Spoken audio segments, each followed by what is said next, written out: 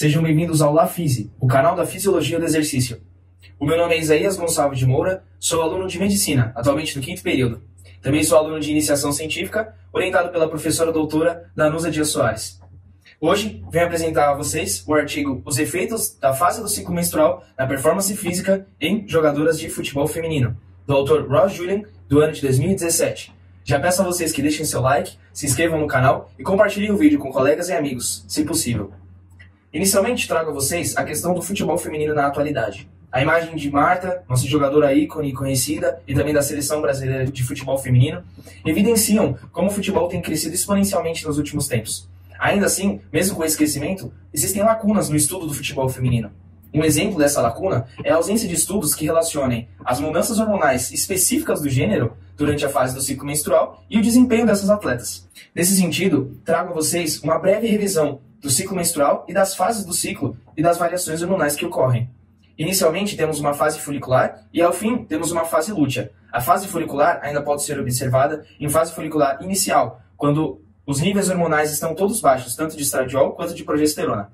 Já na fase lútea média, ali por volta do 21º dia, como vocês observam na imagem, tanto os hormônios progesterona quanto estradiol estão elevados. Esses vão ser os dois períodos analisados nesse estudo, a fase folicular inicial, com os dois hormônios mais baixos, e a fase lútea média, com os dois hormônios mais elevados. Bom, é sabido que os hormônios sexuais femininos possuem, além da reprodução, várias funções, entre elas metabólicas, de regulação da temperatura do organismo, respiratórias, cardiovasculares, entre outras.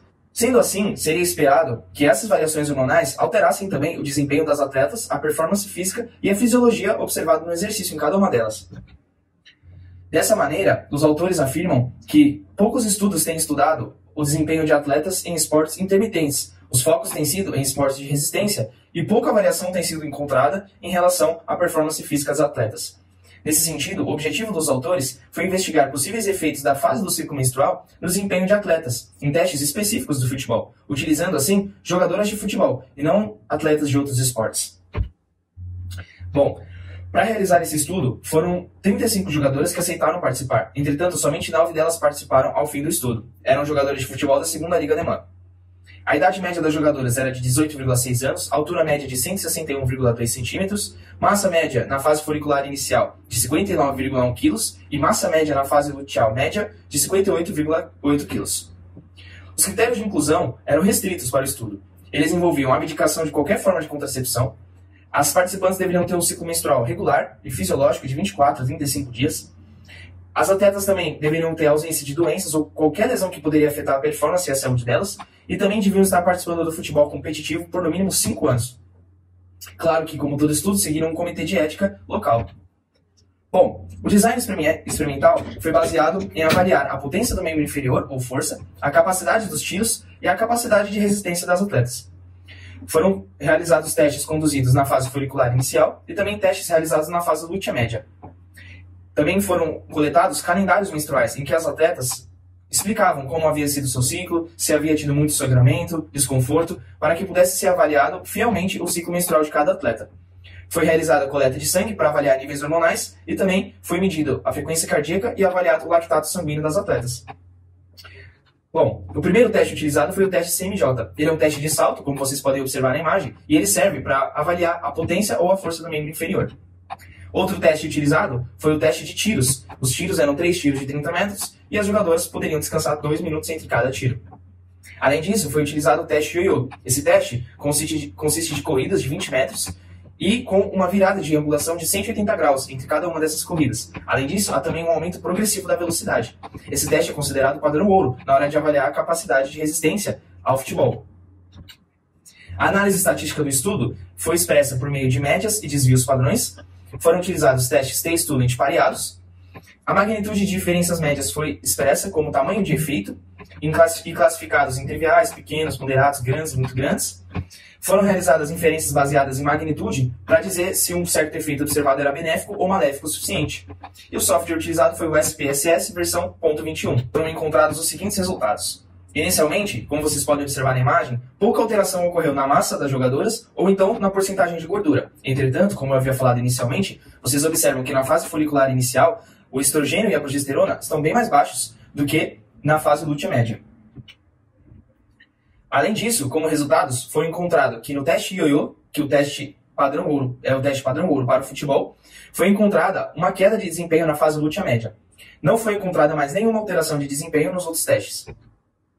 Além disso, na frequência cardíaca pré-teste, foi observada de que há um aumento na frequência cardíaca pré-teste na fase lútea.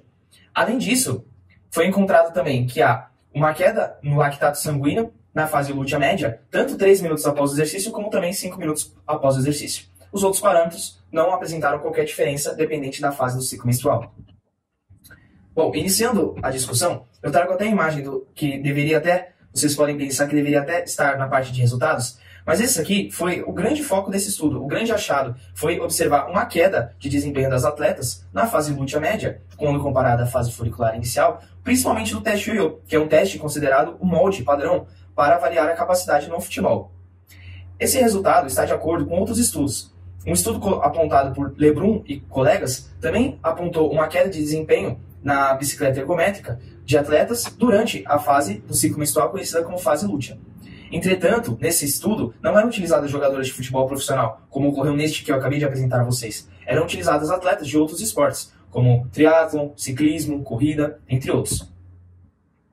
Outro ponto importante na discussão é considerar que a progesterona elevada na fase lútea média é responsável por um aumento da temperatura corporal das atletas em cerca de 0,3 a 0,5 graus Celsius.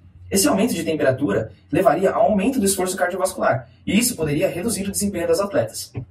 Ainda que esse efeito possa ter ocorrido no estudo, como não foi avaliada a temperatura corporal das atletas, os autores não deixaram nenhuma conclusão a respeito disso. Outra questão importante do estudo é de que na fase lútea média, como apontado em estudos anteriores, há um aumento do tempo de exercício até a exaustão, algo até contraditório, pois como eu havia falado a vocês, neste estudo foi encontrada uma queda de desempenho na fase lútea média, no teste ioiô.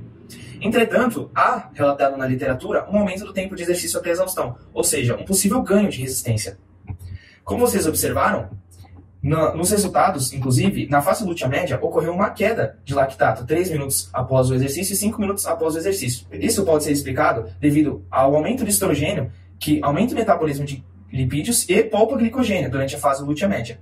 Entretanto, os autores ressalvam que não é possível concluir isso nesse estudo, já que seria necessário realizar um método de calorimetria indireta para avaliar as mudanças de substrato. Entretanto, eles levantam essa questão para uma possível mudança de vias metabólicas dependendo da fase do ciclo menstrual.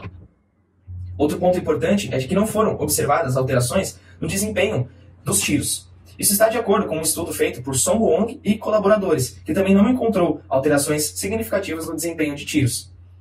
Entretanto, os autores ressalvam de que o ideal para avaliar o desempenho no futebol seria a habilidade de tiros repetidos, porque durante uma partida há diversos tiros, por exemplo, para disputar uma bola, para tentar fazer um gol, e não apenas um único tiro. Sendo assim, utilizar testes que repetissem tiros várias vezes seria o mais ideal, e os autores, claro, convidam para que mais estudos sejam feitos nessa área.